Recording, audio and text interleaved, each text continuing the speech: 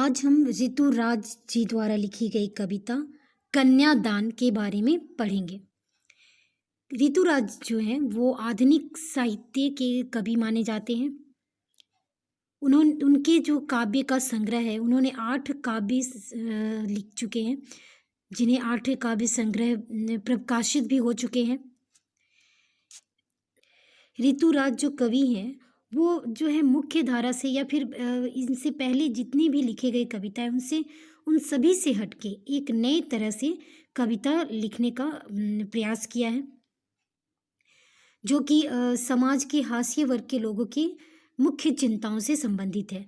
हाशिए वर्ग का मतलब है जैसे कि जो मिडिल क्लास फैमिलीज हैं, उनकी जो मुख्य समस्याएं हैं, वे जिस परिस्थिति और जिस परेशानी से जूझते हैं, उन परेशानियों के ऊपर इन्होंने बहुत सी कविताएं लिखी है। उन्हीं कविताओं में से एक है कन्यादान, जो कि एक सामान्य और मध्यम वर्गीय परिवार के से पर आधारित है और जिसमें एक हाशिए वर्ग के जिसे में महिलाएं आती हैं उन पर आधारित एक दैनिक जीवन से संबंधित एवं उन पर आधारित जो यथार्थ है, जो सच्चाई है, उस पर व्यक्त है। तो आज हम शुरू करते हैं ऋतुराज द्वारा लिखी गई कविता कन्यादान। कितना प्रामाणिक या कितना दुख लड़की को दान में देते वक्त, जैसे वही उसकी अंतिम पूंजी हो। लड़की अभी सयानी नहीं थी, अभी इतनी भोली सरल थी कि उसे सुख का आभास तो होता था, लेकिन दुख बाँचना नहीं आता था। पाठिका थी वह घुंघली प्रकाश की, कुछ तुकों और कुछ लयबद्ध पंक्तियों की। इस कविता में कवि ने एक माँ की जो हृदय का दर्द है उसे व्यक्त करने का प्रयास किया है कि माँ अपने कलेजे के टुकड़ों को पराए हाथों को दान में देती है, अर्थात शादी के वक्त जब उसे दान देती है तो उसे लगता है कि वो अपने कलेजे के टुकड़ों को अपनी अंतिम जो पूंजी है, मतलब सबसे कीमती जो धन संपत्ति है, वो अपने आप से अलग कर रही है। लेकिन इन सभी बातों को समझते हुए भी वो क्या है, जो नियम है, जो विधि विधान है, उसे पूरा करती है। तो इसी प्रकार इस कविता में कवि ने इस काव्यांश में लड़की के कन्यादान के समय माँ की भावनाओं की, मन की व्यथा को, उनके हृदय की जो परेशानी है, जो तकलीफ है, उसे व्यक्त करने का प्रयास किया है, जो कि जीवंत रूप में पता चलता है इन शब्दों से। तो शुरू करते हैं। कितना प्रामाणिक या कितना दुख। कवि का कहने का अर्थ है कि माँ अपने जब इस कन्यादान की जो विधि है, जो नियम है, उसे जब पूरा करती है तो कितना प्रामाणिक अर्थात कितना वास्तविक है कि उसका जो दुख है वो तो यथार्थ है, मतलब उसका दुख, अंदर की जो तकलीफ है, मन की जो व्यथा है, वो वास्तविक है, वो सच्चाई है उसका, कि जब वो अपने हृदय के टुकड़े को अपने से अलग कर रही है, उसे दान के रूप में जब दे रही है, तो वो जानती है कि आगे उसके साथ क्या क्या परेशानी आने वाली है, क्या क्या उसे तकलीफ को सहना है, फिर भी वो क्या है, इस कन्यादान के नियम को पूरा करती है। बेटी जो कि माँ के सभी संस्कार उसमें कूट कूट के भरे रहते हैं और उसे बचपन से ही उस सारी कुछ सिखाती, पढ़ाती और बताती, समझाती रहती है कि कैसे तुम्हें किस तरह की परिस्थिति में कैसे नियमों का पालन करना है, कैसे बड़ों का इज्जत करना है, सब कुछ समझाती है। और ये सब कुछ जानते हुए भी कि आगे के मार्ग में भी उसे बहुत सारी परेशानी आने वाली है। तो यही सब उसकी व्यथा है। लड़की अभी सयानी नहीं थी, अभी इतनी भोली सरल थी। लड़की जब कन्यादान में दी जाती है तो उसकी उम्र इतनी ज़्यादा नहीं है कि वो सारा कुछ उसे अनुभव हो, सारा कुछ वो समझ सके।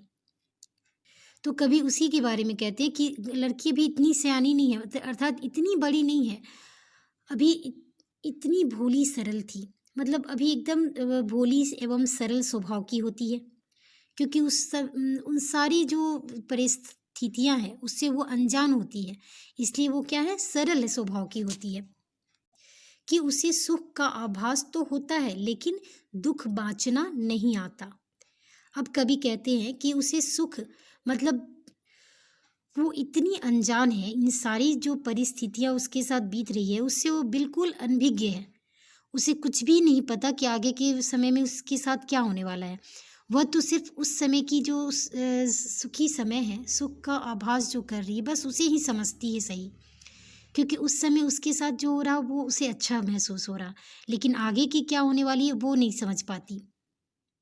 आगे जो समाज की जो भी परिस्थितियाँ हैं, छल-कपट, ये इन सभी चीज़ों से वो क्या है, अनजान होती है। लेकिन दुःख बाँचना नहीं आता है और कभी कहते हैं कि वो सुख तो समझ रही है कि उसके साथ ये सारी चीज़ें अच्छी-अच्छी हो रही हैं, लेकिन दुःख को बाँचना नहीं आता है। अर्थात कि दुःख जो आने वाला है, उसे अपने सँभालना नहीं आता। पाठिका थी वह गूंगल प्रकाश की, कुछ तुकों और कुछ लयबद्ध पंक्तियों की। इस पंक्ति में जो है कवि उस कन्या की माँ के व्यथा को व्यक्त करते हैं कि लेकिन पाठिका थी वह धुंधले प्रकाश की, मतलब कि जो आज वे दुख आज भी उस धुंधले प्रकाश की तरह उसे याद आ रही थी, मतलब उसकी माँ जिन जिन परिस्थितियों से गुजर गुजर चुकी है, वे सारी परिस्थितियाँ इस समय अपनी बेटी के प्रति उसे याद आ रही है, धुंधली छाया के रूप में सामने दिखाई पड़ रही है। कुछ तुकों और कुछ लयबंद पंक्तियों में मैंने छोटी-मोटी कुछ-कुछ बातों को उस समय वो अपने मन में याद कर रही, जो कि उसके साथ बीत चुकी है। स्त्री होने के कारण उसे समाज द्वारा किन यातनाओं से और अपने पति के घर में विवाह के उपरांत क्या-क्या सहना पड़ा, उन सारी परिस्थितियों से वो परिचित थी और अच्छी तरह से समझती थी कि क्या-क्या परिस्थितियाँ एक मतलब बेटी को शादी के बाद उसे जूझना पड़ता है। तो माँ जो है समाज द्वारा लड़की के लिए निर्मित कुछ जो तुकबंद परंपराएं हैं, परंपरागत जो उक्तियां हैं, उन सब को वो अच्छी तरह भली भांति वो माँ जो है समझती है। उसी परंपरागत उसूलों के कारण उसे सारा जीवन स्त्री होने के कारण दुख सहना पड़ा था, क्योंकि माँ जो थी वो अपनी बीती हुई समय को उस समय में कन्यादान के समय सारी कुछ याद आ रही थी कि किस तरह उसने बहुत सारी यातनाएं सही है, कितनी सारी परेशानियां झेली है और तब जाके आज यहाँ तक पहुँची है। कहीं वो सारी परेशानियां मेरी बेटी को न झेलना पड़े। माँ ने कहा, पानी में झांककर अपने चेहरे पर मत रीझना। आग रोटियां सेकने के लिए है, जलने के लिए नहीं। वस्त्र और आभूषण शाब्दिक भ्रमों की तरह बंधन है स्त्री जीवन के। माँ ने कहा, लड़की होना पर लड़की जैसी दिखाई मत देना। इस पंक्ति ने कवि ने एक माँ के रूप में, माँ के शब्दों में कहा है कि जिस तरह की उसे उस परिस्थितियाँ और जिस स्त्री होने का जो यातना उसे झेलनी पड़ी है और लड़की होने के जो परंपरागत मूल्य हैं, उन सब का उसने अवहेलना की है। कि माँ ने कहा, पानी में झांककर अपना चेहरा मत देखना। इसका अर्थ है कि कन्यादान करते हुए माँ उसे समझाती है कि अपने चेहरे को पानी में देखकर उसे अपना खुश मत होना, क्योंकि परछाई जो आप देखोगे पानी में जो देखोगी, वो परछाई स्थायी नहीं होती। जैसे पानी की लहरें या पानी हिलेगा और पानी अपनी करवट बदलेगी, वैसे ही वो चेहरा जो है क्या है, अछूता हो जाता है, वो चेहरा बदल जाता है। तो इस तरह पानी की छाया, पानी में जो है अपने चेहरे की छाया मत देखना, कभी मत देखना और उससे खुश भी मत होना। इसका अर्थ है कि वो समझाने की कोशिश कर रही है कि जब भी अपने ससुराल में जाके जिन परिस्थितियों को देख के तुम्हें लगे कि वो बहुत अच्छा है या फिर बहुत ही सरल है, उसे उस तरीके का मत समझना, क्योंकि कभी भी वो तुम्हें धोखा दे सकता है। वो बेटी को समझाने की कोशिश करती है कि जिस तरीके से ससुराल पक्ष के लोगों के व्यवहार में स्थायी रूप तुम देखोगे, उसे स्थायी मत समझना, क्योंकि वो क्षणिक भर हो सकता है। अगली पंक्ति जो है, आग रोटियां सेकने के लिए है, जलने के लिए नहीं। इस जो पंक्ति है, इसका अर्थ है कि माँ समझाने की कोशिश करती है कि घर में जो चूल्हे की आग है वो सिर्फ रोटियां सेकने के लिए होती है, जलने के लिए नहीं। अर्थात आज के समाज में अधिक से अधिक धन के लोभ में जो बहुओं की जलाने की प्रवृत्ति देखी जा रही है, उस सभी को की अवहेलना करते हुए माँ जो है हर एक बात अपनी बेटी को समझाने का प्रयास कर रही है। अतः तुम कहना चाहती कि अतः तुम हमेशा सचेत रहना। तुम्हें खुश करने के लिए ससुराल पक्ष के जो द्वारा कुछ भी कपड़े गहने जो दिए जाएंगे, वो क्या है, भ्रम में डालने के लिए दिया जाएंगे, तुम्हें माने भ्रमित किया जाएगा। इसलिए तुम हमेशा सचेत रहना। स्त्री को बस में करने के लिए ये सारे उपहार देकर तुम्हें प्रलोभित किया जा सकता है। अतः मीठी बातों को असलियत को पहले समझना। किसी भी बात पे तुम विश्वास जल्दी मत करना, क्योंकि सभी कुछ अनजान है और सारी परिस्थितियां तुमसे सब कुछ अनजान है। इसलिए किसी भी बात को पूरी तरह से समझे बिना उस पर विश्वास मत करना। माँ ने कहा, लड़की होना पर लड़की जैसी दिखाई मत देना।